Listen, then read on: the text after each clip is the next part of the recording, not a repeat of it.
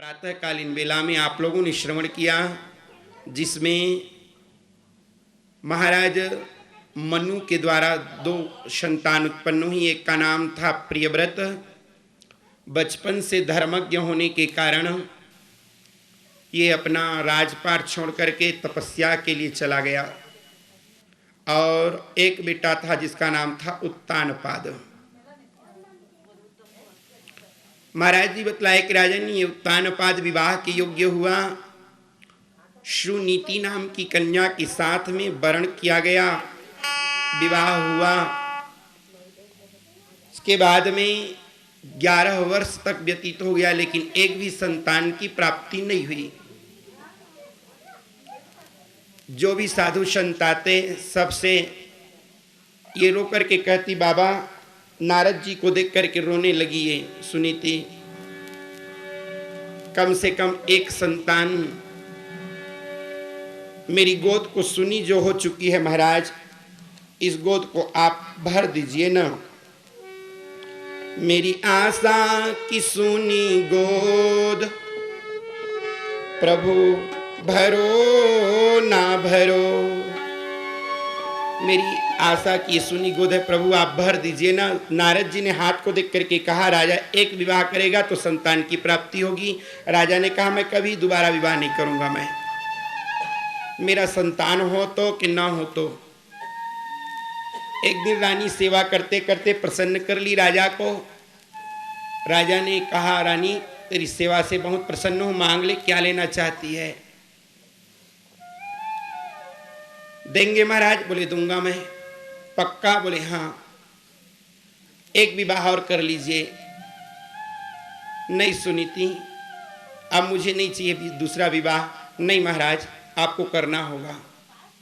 एक सुरुचि नाम की कन्या के साथ में उनका विवाह हुआ।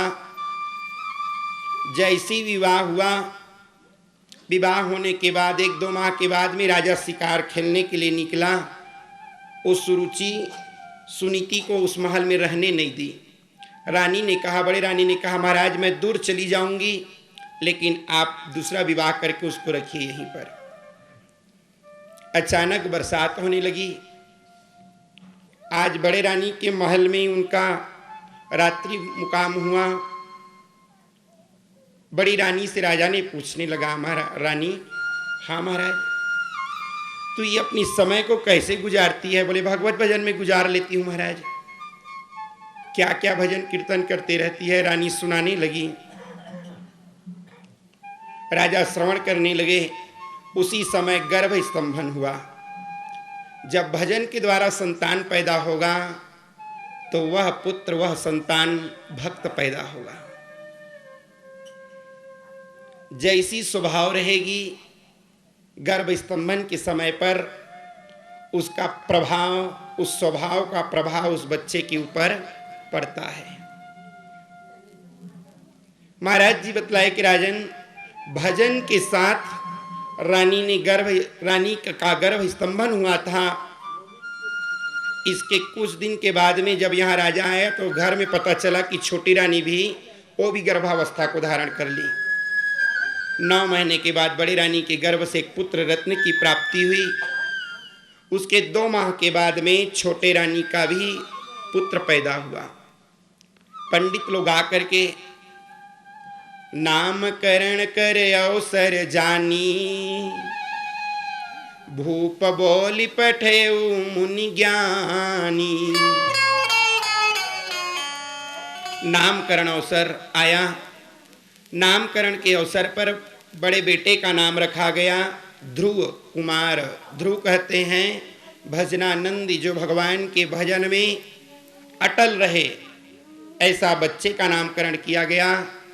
उसी समय की बात है कि ध्रुव महाराज के बाद में दूसरा जो बच्चा पैदा हुआ था, छोटी रानी, वो भी लेकर के आई, दिखाई ब्राह्मणों को।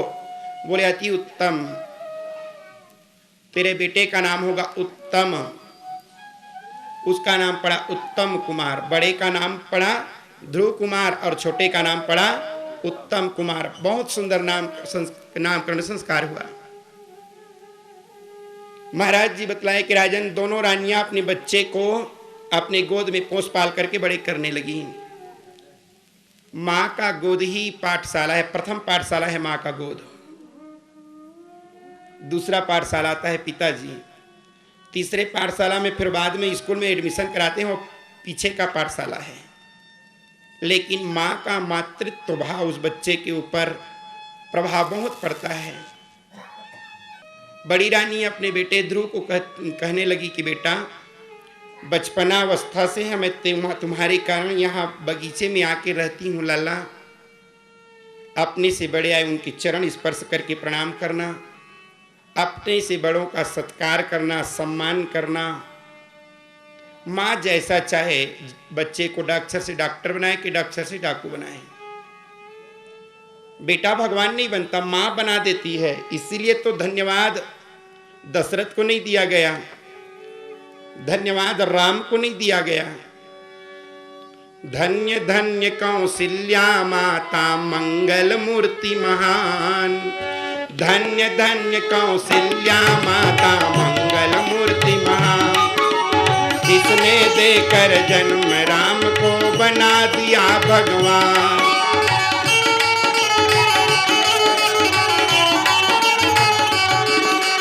जिसने देकर जन्म राम को बना दिया भगवान।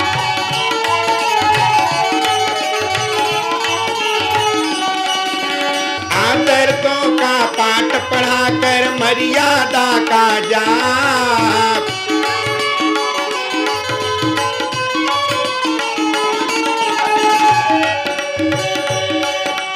जिसकी अंतर के उजास से हुआ विश्व कल्याण। धन्य धन्य कौशल्या माता मंगल मूर्ति महान,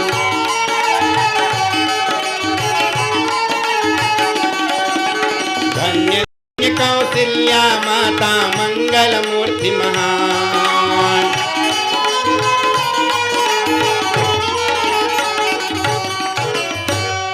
महाराज जी बतलाए कि राजन, इस प्रकार से आज बड़ी रानी अपने बेटे को ऐसा सत्कर्म की ओर प्रशस्त की कि वह बच्चा बचपन से ही भजन की ओर प्रशस्त हुआ। महाराज जी बतलाए कि राजन, एक दिन ध्रुव ने पूछा, माँ छोटी माँ आती क्यों नहीं? पिताजी कभी कभार आते हैं, आज मैं जाऊं क्या माँ? बोले नहीं बेटा, संध्या वंदन का समय हो चुका है। उस दिन दीपक प्रज्वलित की और दीपक प्रज्वलित करके तुलसी के सामने में जाकर के वो आरती उतार रही थी माँ। छोटा सा बच्चा, रोज का नियम था, माँ अपने एक हाथ में बच्चे को रखती और एक हाथ में दीपक को लेकर के आरती किया करती थी। रोज संध्याकालीन बेला में तुलसी माता पूजा करके,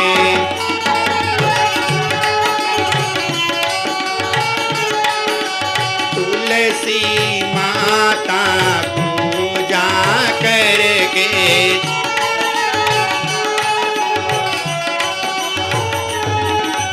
कहती है जग सिरजनहारा,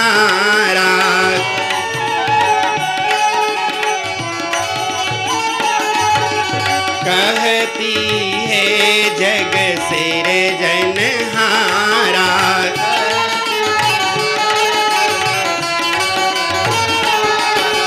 सदा रहे घर भरा हमारा,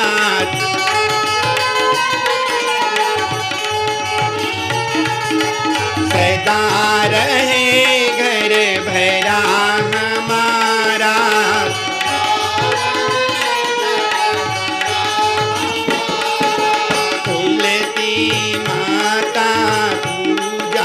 करके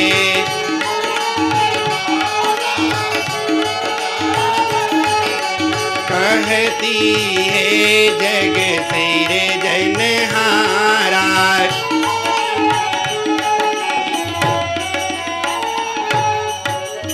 रोज माँ तुलसी की पूजन, जिसके घर में तुलसी का पूजन होता है उसके घर में लक्ष्मी की कमी नहीं होती। जरूर घर में तुलसी की पूजा किया करो। कारण कि तुलसी वृक्ष नहीं है, तुलसी ब्रह्म रूपेण विष्णु रूपेण मंजरी। तुलसी ब्रह्म स्वरूपा है और मंजरी विष्णु स्वरूपा माना गया।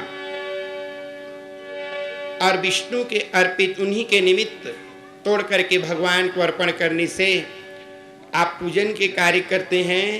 तो अगर तुलसी के दल, तुलसी के पत्ती को जल में डाल दोगे तो वह 1000 गुना भगवान को अधिक प्रिय हो जाता है। इसलिए अगर भगवान के सामने में भोग लगाते हो तो भी तुलसी के दल लेकर के जब तक के नहीं डालोगे तब तक भगवान उसे स्वीकार करने वाले नहीं है। महाराज जी बतलाए कि राजन, और इस प्रकार से तुलसी की पूजा घर में होना ही चाहिए। जो व्यक्ति तुलसी के 8 नाम को रोज सुबह शाम ले लेता है तो 100 अश्वमेध फलम लभेत, ऐसा कहा गया देवी भागवत में। महाराज जी बतलाए कि राजन, आज ध्रुव इसी प्रकार से अपने प्रत्येक कर्म में भगवत कर्म को लेकर के जोड़ दिया। एक दिन ध्रुव जब जाकर के देखा, छोटी माँ के आंगन में आवाज लगाई, छोटी माँ आकर के देखी तो अपने बेटे को बहुत सुंदर सजा संवार करके भेजी थी बड़ी रानी। अगर दूसरे का बेटा भी अच्छा सुंदर हो ना तो उसको भी चुम्बन लेने का मन होता है। छोटी रानी आई और उठा करके चुमने लगी। उसकी जो दासी जो थी बोले, चुम ले चुम ले, यही तेरे जीवन का कांटा बन जाएगा। बोले चुप रह, बहुत सुंदर है मेरा ध्रुव। बोले अभी तो सुंदर है, बढ़ने के बाद बिगड़ जाएगा। हाँ, बोले हाँ। नहीं, ऐसा नहीं होगा दासी। बोले होगा। ठीक उसी समय की बात है। रानी बोली ऐसा कैसे हो सकता है? बोले होगा, आगे चल करके देख लेना। जिसकी माँ को तूने बाहर निकाल दिया वो तुझे एक दिन देश निकाला कर देगा। अगर बार बार किसी बात को बोलते रहो ना तो झूठ भी सच जैसे लगने लगता है। तो क्या करूं? बोले अभी बचपनावस्था है, थोड़ा में काम चल जाएगा। पॉइजन लेकर के आई और लेकर के दूध में डाल करके 1 कटोरे के दूध को ध्रुव के लिए और 1 कटोरे के दूध को उत्तम के लिए लेकर के आई। बेटा दूध पी ले। हाँ माँ। ध्रुव दौड़ते दौड़ते आया, उत्तम भी आया, उठाया कटोरे को पीने के लिए। जैसे मुंह के पास ले गया, एक भीनी सी आवाज कानों में पड़ी। जैसी वो आवाज कान में सुनाई दिया, जय जय नारायण नारायण हरि हरे, जय जय नारायण, जय जय नारायण नारायण हरि हरे।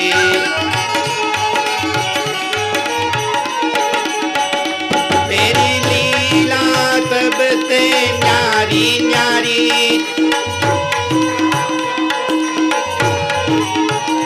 तेरी लीला तब को प्यारी प्यारी।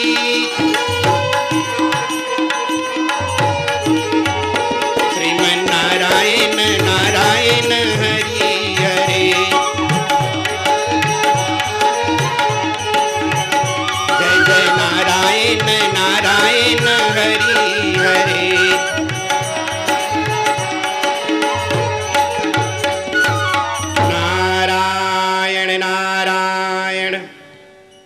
क्या कर रहे हो ध्रुव? बोले बस महाराज, माँ की दी हुई इस दूध को ग्रहण कर रहा हूँ। बोले ग्रहण करने के पहले कुछ भी चीज हो बेटा उसको भोग लगा लो। भोग लगा दूं? बोले हाँ। याद आया, माँ भी बोली थी नहीं। दौड़ते हुए जाकर के तुलसी के दल को तोड़ करके, जय बांके बिहारी, इसको आप ग्रहण कीजिए दीनानाथ। अब उस दूध के कटोरे को जैसे ध्रुव लेकर के पहुंचा मुंह के पास तो एक सांवली सुरती मोहनी मूर्ति, घुंघरालू घुंघरालू बाल, खड़ी तिलक लगा हुआ, काले काले रंग के जहर को अपनी ओर खींचने लगा और सफेद सफेद रंग के दूध को ध्रुव अपनी ओर खींचने लगा। महाराज जी बतलाए कि राजन, जब उस दूध को ग्रहण किया गया, ध्रुव खेलने लगा, कुछ नहीं हुआ। बोले इसको तो कुछ नहीं हुआ। लेकर के जहां पर सर्प भरा हुआ था वहीं लेकर के छोड़ दिया गया। माँ बोली थी बेटा, बन रण व्याधि विपत्ति में रही मन परो न रोए, जो रक्षक जननी जठर, सो प्रभु गयऊ न सोए। जो मां के गर्भ में रक्षा करता है पुत्र, वही वन रण व्याधि और विपत्ति में भी वही परमात्मा रक्षा करते हैं। डरना भर मत, चाहे कितना बड़ा संकट आ जाए, उस परमात्मा का नाम ले लेना। जब वो सर्प डसने के लिए दौड़े तो ध्रुव ने हाथ जोड़ करके भगवान का ध्यान किया कि प्रभु, इस विपत्ति के समय पर, इस संकट के समय पर आज जैसी भगवान का नाम लिया ध्रुव, तो कहा गया वह विष भी, सर्प का विष भी आज उसके लिए अमृत बन गया। कुछ नहीं किया सर्प। भगवान नाम की महिमा ऐसी है कि सर्प का विष भी उस शरीर में व्याप्त नहीं हुआ। कब? जब जिस व्यक्ति के जीवन में अगर भजन रूपी अमृत जिसके रोम रोम में समा गया है, तो उसके दुनिया का जो विष है वह आहत नहीं कर सकता। कभी कभी गोस्वामी तुलसीदास जी महाराज थक जाते थे अयोध्या में रहते रहते। 4 महीना 6 महीना में वो चित्रकूट जाया करते थे। एक संत ने आकर के पूछा, बाबा आप 6 महीने बाद हमेशा आप जाते हैं चित्रकूट में, क्या कारण है? बाबा ने बहुत सुंदर उत्तर दिया, क्या करूं भैया, ये संसार भुजंग है, सर्प है। मैं नेवला बन करके उसको अपने तरफ से हटाने का प्रयत्न करता हूं, और जब थक जाता हूं तो चित्रकूट रूपी औषधि में जा करके पुनः नया तन्मयता प्राप्त करता हूं। भवभुजंग तुलसी नकुल, ये संसार भुजंग है, डसत ज्ञान हरिले। चित्रकूट एक औषधि, चितवत होत सचेत। मैं पुनः चैतन्यता अवस्था को धारण कर लेता हूं। कब? जब चित्रकूट में जाता हूं तब। कितनों भी थके रहो आप, जहां बद्रीनारायण के परिसर में प्रवेश किए सब थकान मिटने लगा। अब तो हम आ गए। घर से निकलो, कहां जा रहे हैं? बोले बद्रीनारायण जा रहे हैं। और जब यहां पहुंचो ना, तो पहुंचते ही साथ सब थकासी मिट जाती है। 3 दिन का बैठा हुआ गाड़ी और बस में जैसे तप्त कुंड में स्नान करो, सब थकान गाया।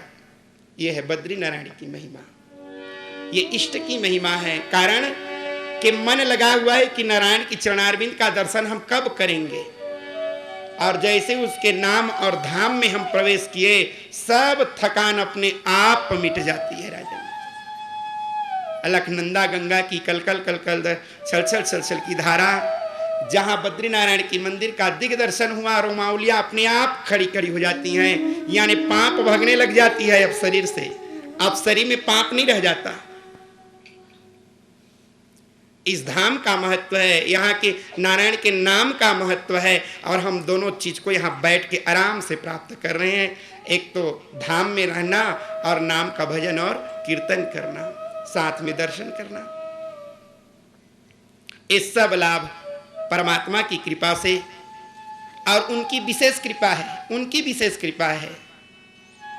जब तक कि उनकी कृपा नहीं होती तो दरवाजे में आने के बावजूद भी लौटना पड़ जाता है।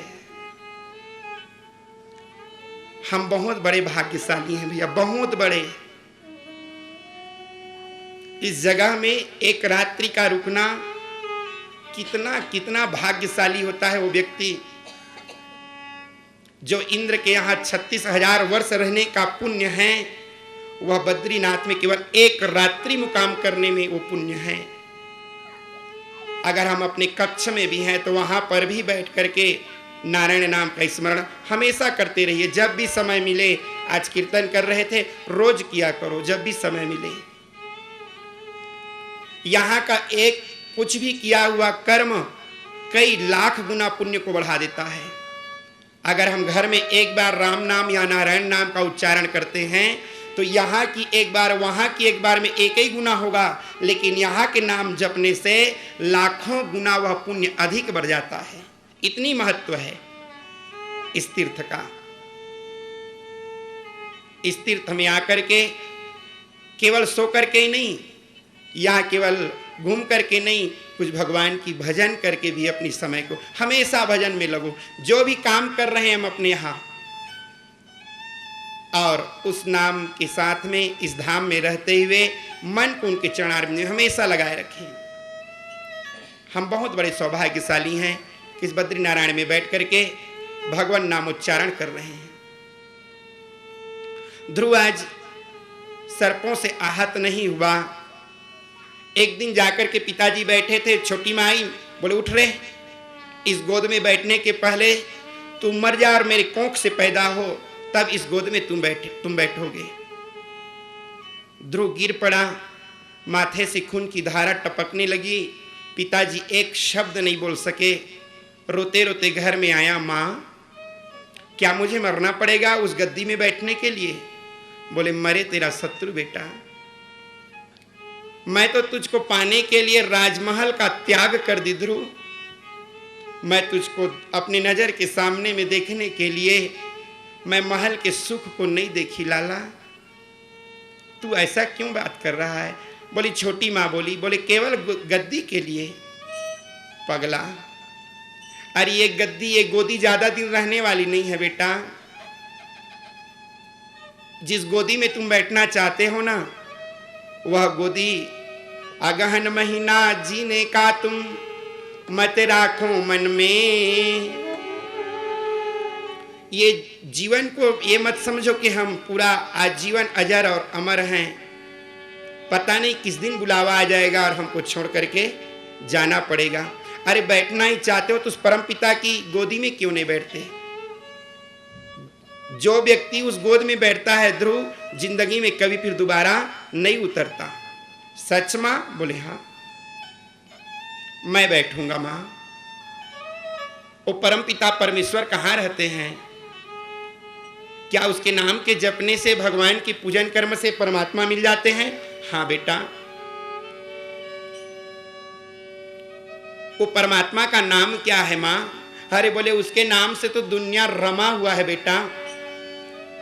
जिस परात पर ब्रह्म का संसार लेता नाम है, जिसने रचा यह विश्व अद्भुत ललित लीला धाम है। ने रचा यह विश्व अद्भुत ललित लीला धाम है।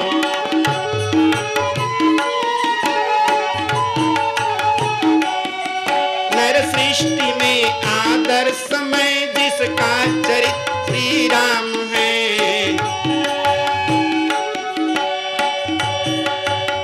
जिस परात पर ब्रह्म का संसार लेता नाम है। रचा यह विश्व अद्भुत ललित लीला धाम। नर सृष्टि में आदर्श में जिसका चरित्र प्रभु राम है। उस ईश को इस दीन का अब बार बार प्रणाम है। उस ईश को इस दीन का अब बार बार प्रणाम है। अब बार बार प्रणाम है। अब बार बार प्रणाम है। अब बार बार प्रणाम है। अब बार बार प्रणाम। बेटा वो परमात्मा, वो परात्पर ब्रह्म जिसके सामने में सब कोई नतमस्तक रहते हैं। अब तो ध्रुव को नींद नहीं आई, छटपटाहट होने लगा।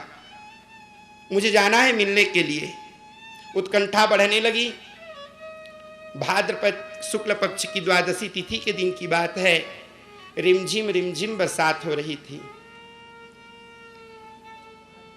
महाराज जी बतलाए कि राजन 12 बजे रात को ठीक ध्रुव चुपके से उठा, मां जाग ना जाए। और जैसे ही उठ करके सामने में खड़ा हुआ, मां तेरा कुल दीपक आज अखंड दीप बनने के लिए जा रहा है। मां अगर संसार की झंझावात में तेरा दीपक बुझ जाए तो सोच मत करना और अगर तेरा कुल दीपक लौट के आएगा तो संसार वालों को जगमगाने के लिए अखंड दीप बन करके आएगा मां, ये तेरे बेटे की वादा है। और वो मां को प्रणाम करके आज ध्रुव चुपके से निकला और समझाने लगा, मां तू मेरे बगैर भोजन नहीं करती थी। अपने मन में कहने लगा भोजन कर लेना है। मुझको लोरी की थापा दे करके रोज सुलाती थी। जब तक मुझको नहीं सुलाती थी माँ, तेरा नींद नहीं आता था, तू सो जाया करना माँ। और एक 5 साल का बालक चुपके से 12 बजे रात को निकला। जो ध्रुव कभी बरामदे में नहीं निकलता था, आज बिहार जंगल की ओर प्रस्थान करने लगा। खोजते खोजते जाने लगा कहाँ मिलेंगे परमात्मा। जब जंगल की ओर बढ़ने लगा, पहाड़ में चढ़ने लगा, तो बड़े बड़े शेर और भालू मिलने लगे रास्ते में। एक तरफ से बहुत बड़ा शेर आ रहा था। ध्रुव सोचा कि यही भगवान होंगे। जैसे चरण में गिरा तो बाघ वसन मुख गयऊ न खाई। बाघ के सामने में ध्रुव जैसे पहुंचा तो वो भी छलांग लगा के भाग गया कि मेरे से कोई बड़ा है क्या, मेरे ऊपर हमला मत कर दे। फिर आगे की ओर बढ़ा तो उधर से भालू आ रहा था, यही भगवान होगा, वो भी भाग गया। बोले अरे ये लोग भगवान नहीं है, ये भाग जाते हैं लोग। पहाड़ की चोटी में चढ़ते चढ़ते चढ़ते चढ़ते जाते हुए उस जंगल के अंदर से एक भीनी भीनी आवाज सुनाई दे रही थी। जिन्हें मुनियों के मनन में नहीं आते देखा, उन्हें तट जमुना में हम बंसी बजाते देखा। मुनियों के मनन में नहीं आते देखा, उन्हें तट जमुना में हम बंसी बजाते देखा। पार नहीं पाते हैं योगी जन भी जिन प्रभु के,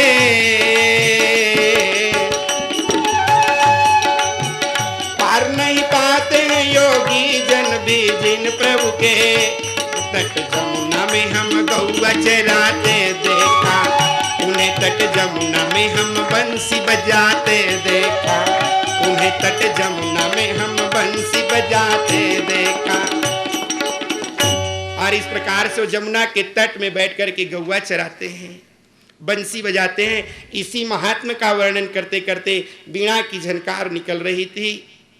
देवर्षि नारद उसी मार्ग में आए। इधर से ध्रुव और इधर से देवर्षि बाबा का मुलाकात हुआ। माँ बोली थी बेटा कोई भी साधु संत देखना, सिर झुका के मस्तक झुका के प्रणाम कर लेना। नारद जी को देख करके प्रणाम किए और प्रणाम करने के बाद में बोले बाबा कहाँ जा रहे हैं आप? बोले पहचान रहे हो ध्रुव? बोले नहीं बाबा मैं वही हूँ जिस दिन तुम माँ के पास बैठ करके दूध पी रहा था, तुलसी दल डालने के लिए। बोला हाँ आप ना देवर्षि नारद जी हैं? बोले हाँ बेटा। बोले अब ये बताएंगे, भगवंत को प्राप्त करने के लिए जब तक के जीवन में संत की शरणागति को स्वीकार नहीं करेंगे तब तक के परमात्मा की प्राप्ति होने वाली। हम डायरेक्ट कंसर्ट पर परमात्मा से नहीं कर सकते। संत ही अलाउ करेगा कि प्रभु आप इनको दर्शन दो ना, तब भगवंत की प्राप्ति होती है। और जिस व्यक्ति के जीवन में अगर नारद जैसे संत की प्राप्ति हो जाए तो भगवंत को प्राप्त करने में कोई देर नहीं है। नारद जी पूछे कहां जा रहे हो? बोले भगवान को पाने के लिए। अच्छा ऐसा लगता है बाजार के लड्डू है, भगवान यूं ही मिल जाते हैं? मिलेंगे बाबा, आप बताइए ना भगवान कहाँ मिलेंगे? बोले चल चल, अरे वो गोदी के लिए तू रो रहा है ना, अरे मैं तुझे आधा गद्दी मैं दिलवाऊंगा, चल लौट।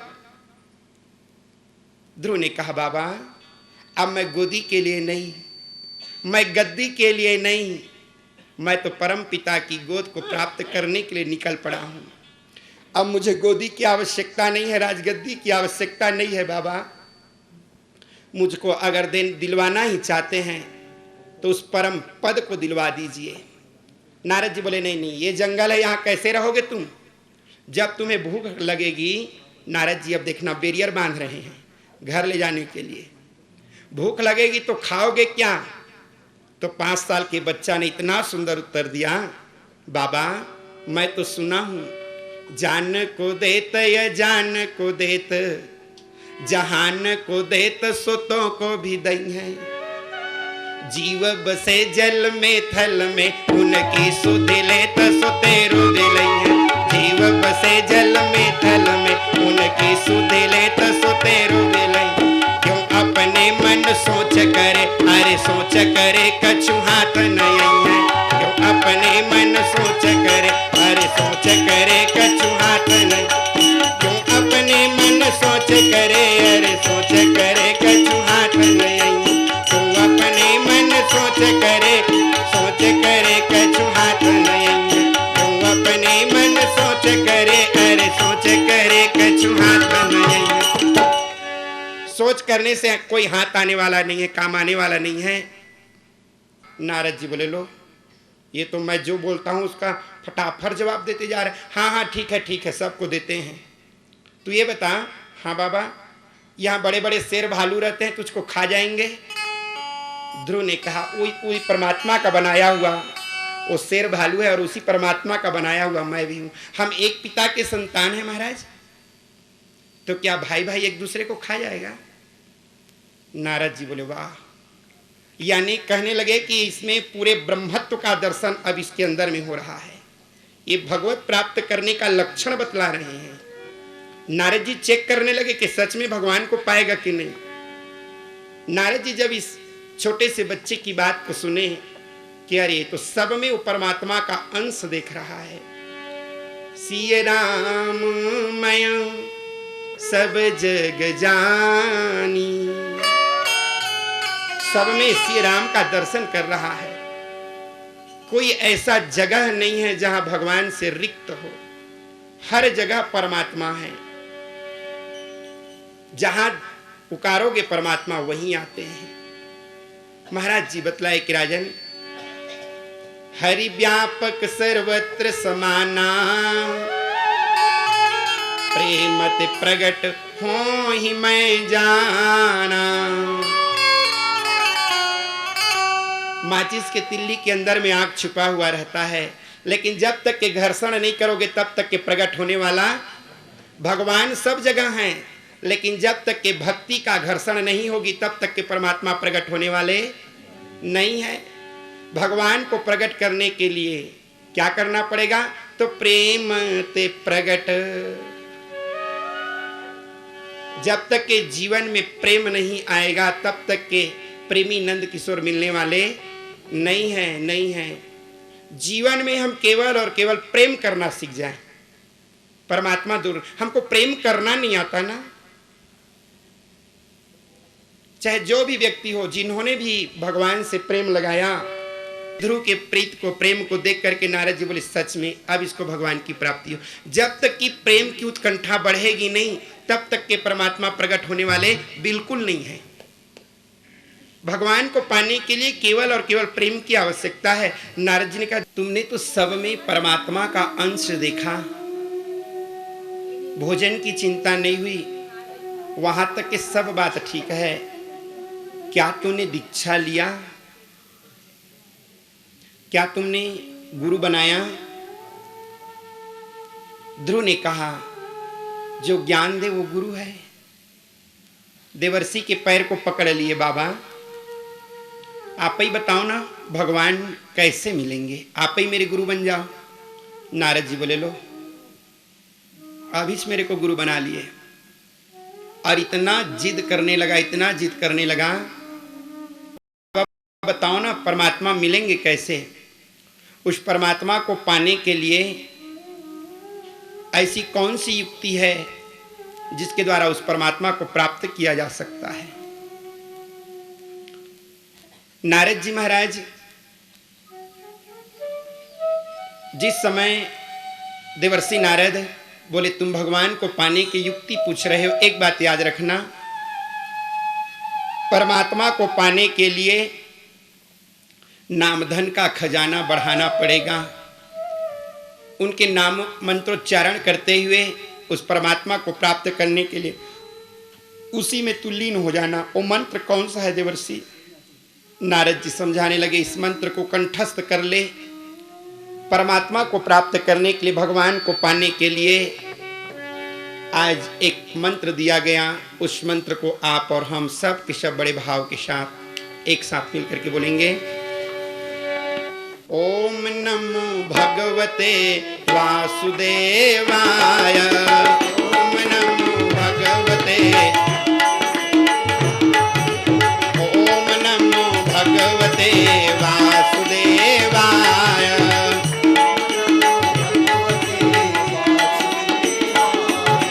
ओम नमो भगवते वासुदेवाय। ओम नमो भगवते भगवते वासुदेवाय।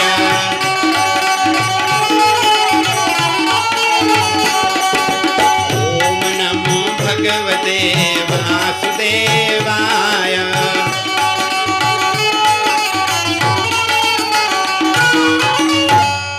और ये तुमने कंठस्थ कर लिया ध्रुव? हाँ महाराज। बोलो तो आज ध्रुव। ओम नमो भगवते वासुदेवाय। बस भूलना भर मत बेटा, जहां जल और जहां फल की व्यवस्था हो उसी स्थान में बैठ करके तपस्या करना। आज ध्रुव चलते चलते वृंदावन में जमुना के तट पर बड़ वृक्ष के नीचे बैठ गए।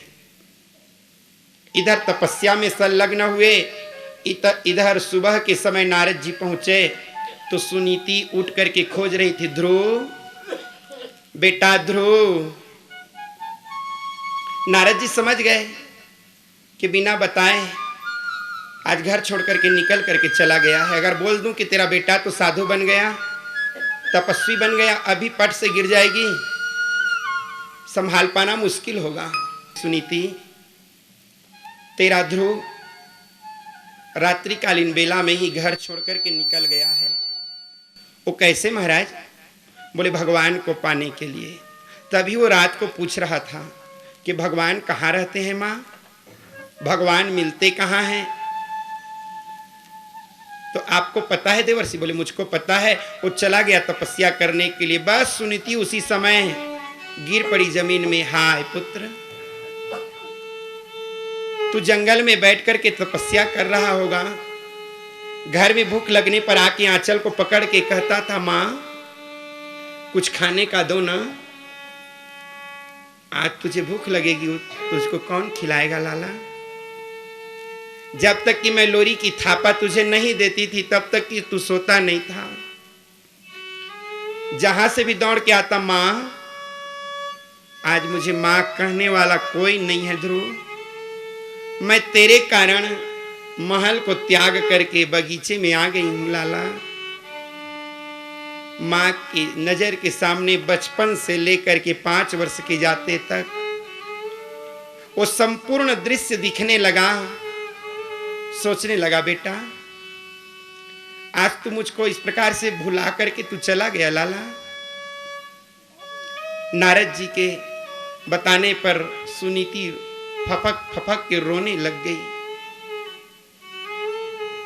जब रोने लगी नारद जी समझाने लगे मत रो। कैसे न रो नारद? जो मेरे कलेजे का टुकड़ा है, जिसके सहारे मैं जीवन यापन कर रही थी, वो मेरा प्राणाधार निकल गया। मैं किसके सहारे पर अब जिंदा रहूंगी मैं? आज ध्रुव जंगल में बैठ करके तू तपस्या कर रहा है बेटा,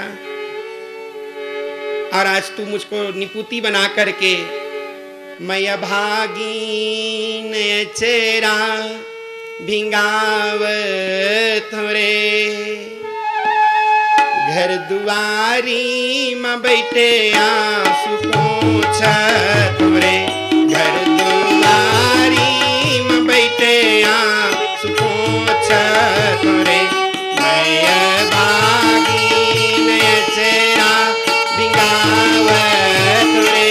घर दुआरी में बैठे आंसू पोंछत रे। घर दुआरी में बैठे आंसू पोंछत रे।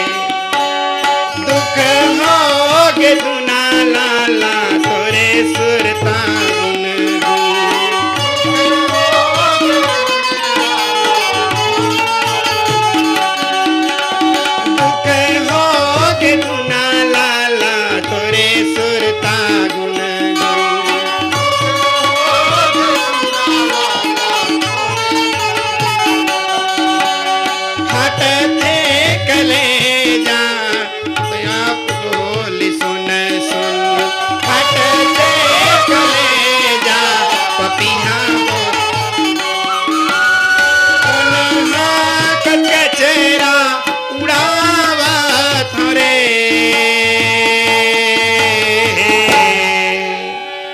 और आज मां रोने लगी। नारद जी समझाने लगे, सुनीति तू सबको समझाती है।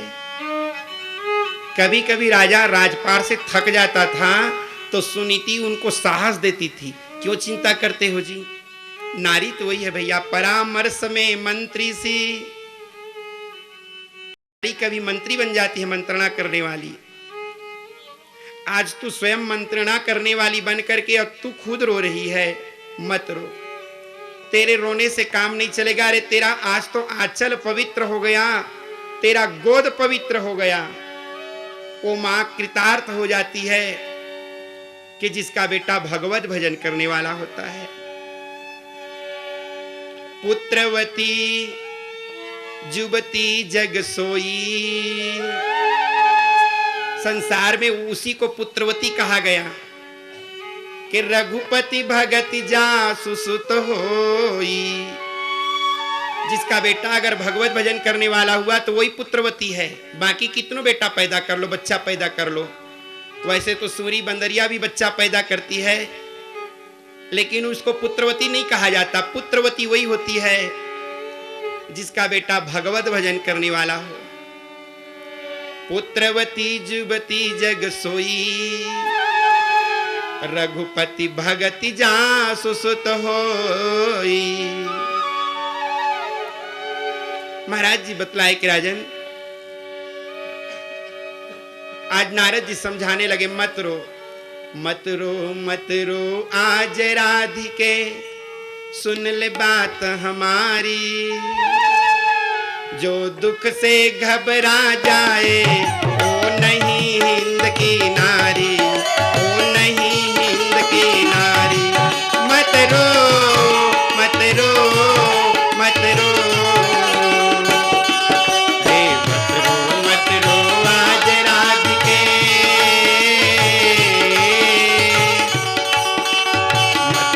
मत रो आज राधिके, सुन ले बात हमारी।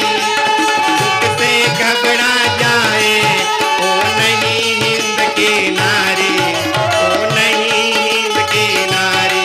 मत रो मत रो मत रो मत रो आज राधिके।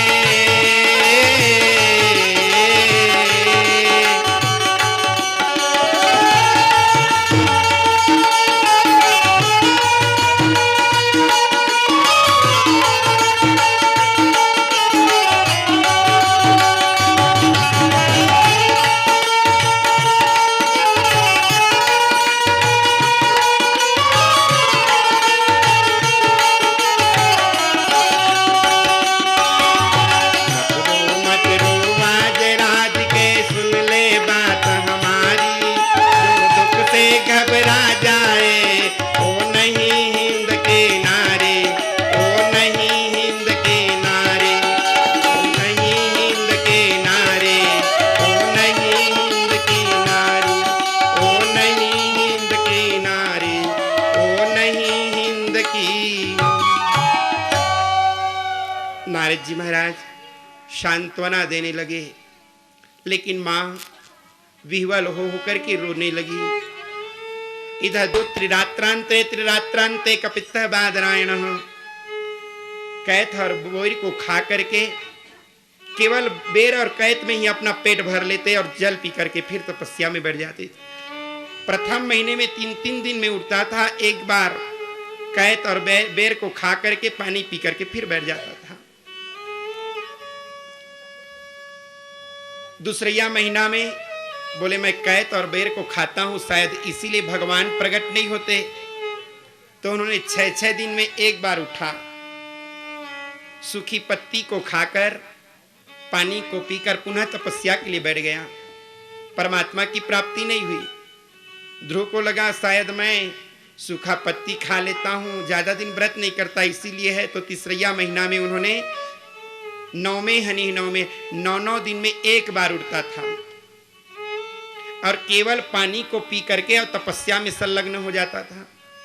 भगवान प्रकट नहीं हुए। शायद मैं जल पीता हूं तभी परमात्मा प्रकट नहीं हो रहे हैं। चौथे महीने में 12-12 दिन में एक बार उठता था और केवल हवा को पी लेता था और नाक बंद करके तपस्या में बैठ जाता था। भगवान प्रकट नहीं हुए। ध्रुव सोचने लगे मैं हो सकता है हवा पीता हूं तभी भगवान की प्राप्ति नहीं हो रही है। 5वें महीना में 15 दिन में एक बार उठे और दोनों नाक को बंद करके हवा भी पीना बंद कर दिए। पूरे संसार में त्राहि त्राहि मच गया, बचाओ बचाओ।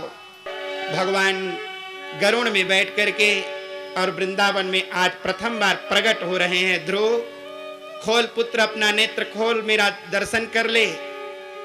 ध्रुव आंख बंद कर लिए थे, खोल नहीं रहे थे।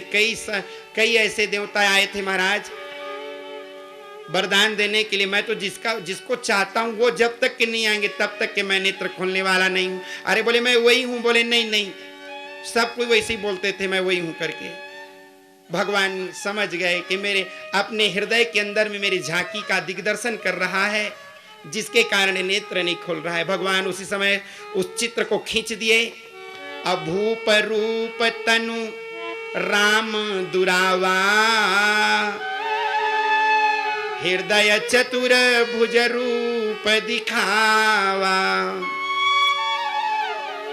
जैसी भगवान ने उस चित्र को अपनी ओर खींचा, ध्रुव हड़बड़ा गए। कहां चले गए? जो मेरे हृदय स्थल में दिखने वाले थे वो परमात्मा कहां चले गए? जब हड़बड़ा करके नेत्र खोल करके देखे तो जो अंदर में था वही साक्षात सामने में खड़े हुए थे। पट से चरणारविंद में गिर पड़े और कहने लगे प्रभु मैं पढ़ा लिखा नहीं हूं दीनानाथ, ना मुझको आपकी स्तुति आती और न आपकी भजन आती, मुझे कुछ भी नहीं आता। भगवान को बड़ी दया आई। उन्होंने शंख को उठा करके स्पर्श बालम कृपया कपोलई, कपाल में स्पर्श करा दिए। जैसे भगवान के शंख का स्पर्श कपाल में हुआ, 4 वेद 6 शास्त्र 18 पुराण सब कंठगत हो गए। और ध्रुव ने जो स्तुति किया, आप भागवत के 18,000 श्लोक में खोज ले, ऐसी स्तुति बड़े बड़े संत ऋषि ने आज तक के नहीं किया जो स्तुति को ध्रुव ने किया। सबके सब हाथ जोड़ लीजिए और ध्रुव ने क्या स्तुति किया ध्यान दे करके सुनिएगा। अगर हमें श्लोक नहीं आती और अगर कर्ण रंध्र से अगर वो अंदर प्रवेश कर जाए श्रवणेन्द्री के द्वारा तो भी हमें उतना ही फायदा होगा। सबके सब हाथ जोड़ करके योन्तः प्रविश्य वाचमिमां प्रसुप्ता संजीवयत्यखिल शक्तिधरा स्वधाम्ना अन्याश्च हस्तचरणश्रवणत्वगादीन् प्राणान्नमो भगवते पुरुषाय तुभ्यं, प्राणान्नमो भगवते पुरुषाय तुभ्यं।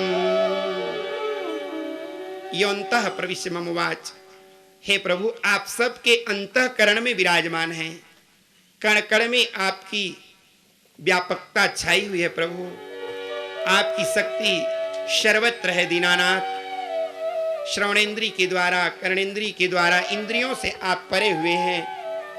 जब ध्रुव की इस स्तुति को भगवान सुने बोले वाह वाह पुत्र, मांग ले बेटा क्या लेना चाहता है, जो मांगोगे मैं सब चीज देने के लिए तैयार हूं।